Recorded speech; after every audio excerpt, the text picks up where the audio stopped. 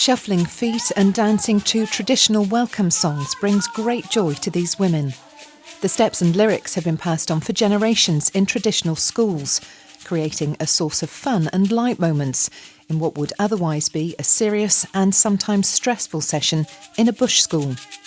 Just outside the capital Monrovia, here the traditional way of life has remained unchallenged. The rite of passage from being a girl to a woman is a closely guarded tradition. Cultural practices demand that parents take their girls to traditional tutors, often located deep in the forest, to undergo initiation into womanhood.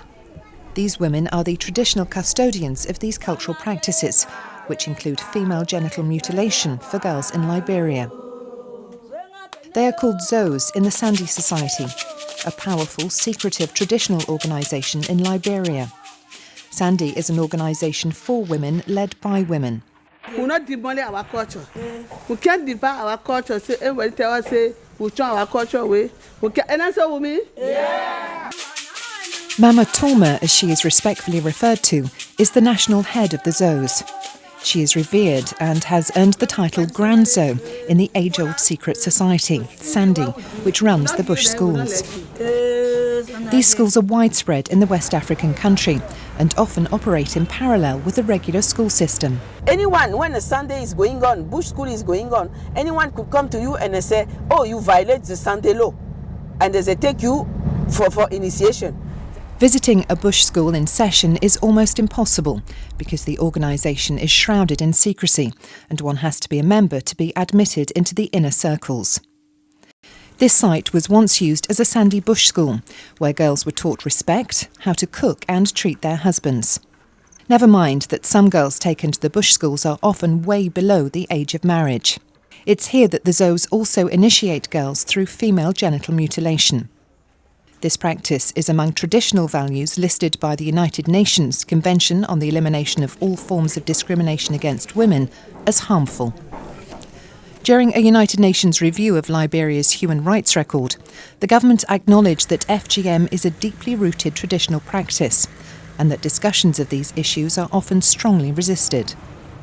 Civil society organisations commenting on the matter cited that over 20% of those submitted to FGM in Liberia die from excessive bleeding. Similarly, the education of girls lagging behind has been attributed to the deep-rooted gender inequalities and practices, as well as political upheavals.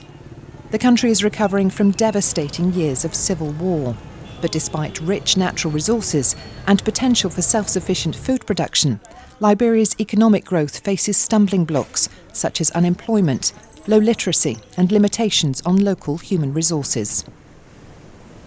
The right to education has been seen by the authorities and its international partners as a key to growth in the country. According to UN statistics, 42% of women in Liberia are illiterate. The UN Human Rights Office and the government are engaging with traditionalists to emphasise the need for girls' formal schooling versus the bush schools, which are still valued by the society. And they are making headway. 12-year-old David Thor and her friends were washing clothes near a river when they were captured and taken to a bush school to undergo initiation into womanhood. I was scared.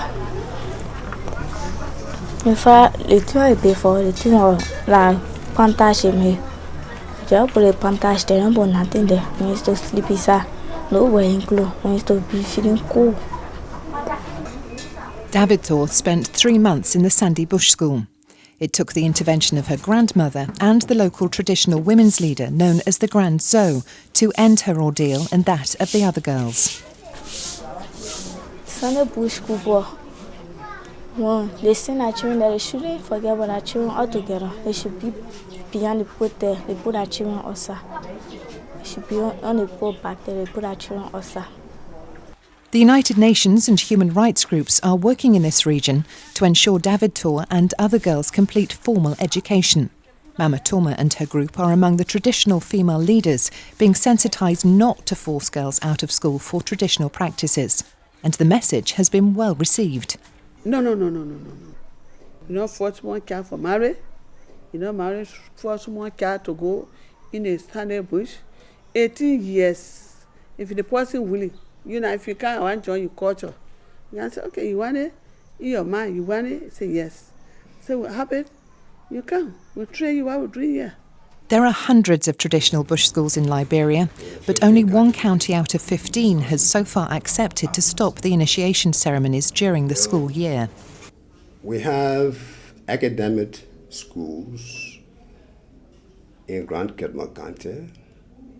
For the past 2 years, there have been no report from Grand Kedma County to this ministry that traditional schools are interfering with the academic schools in Grand Kedma County. There have been no reports.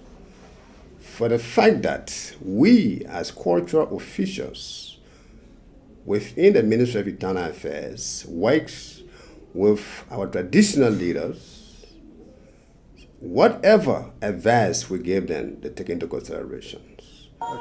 Changes to an age-old tradition will not come easily, and attention is also focusing on those who uphold and administer the traditions through adult literacy programs. These mothers are going back to class, having missed the opportunity to gain formal education. With intervention from authorities and human rights experts, the women realise what they missed out on during their youth spent in the bush schools. These mothers do not want to repeat the same mistakes for their children. They are now learning basic arithmetic, how to spell their names, and basic business skills, in the hope that their newfound enlightenment will give them reason to allow their girls to complete education. It's a long road to the southwest of the country, where a major breakthrough has been made in shutting down the Sande bush schools, at least when regular school is still in session. UN human rights officers in Liberia say to change the hearts and minds of communities in this region will take time, but the journey has begun. I think that it is a work in a progress, because you see, before they were not even talking about Sande openly like this, but now they are doing it, and I think that this is already a positive step. It's a bumpy ride towards progress, but the push for children's rights and education continues. Our aim is to be able to talk about the FGM now openly, and I think that we are going to use the children law at the entry point, because when people came to talk about harmful traditional practices, they were saying, how do you know that it's harmful?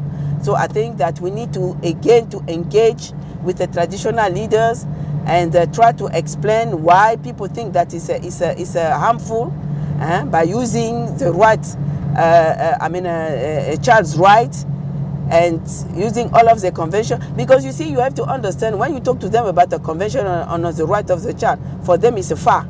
So little by little now, we are going to use that to talk about child's right, and I hope that with that we will progress. In the meantime, David Thor is back in class. Schools here have the bare minimum, but she is determined to beat the odds. I'm going to the market. I'm going to buy fish. I'm going to buy pepper. I'm going to buy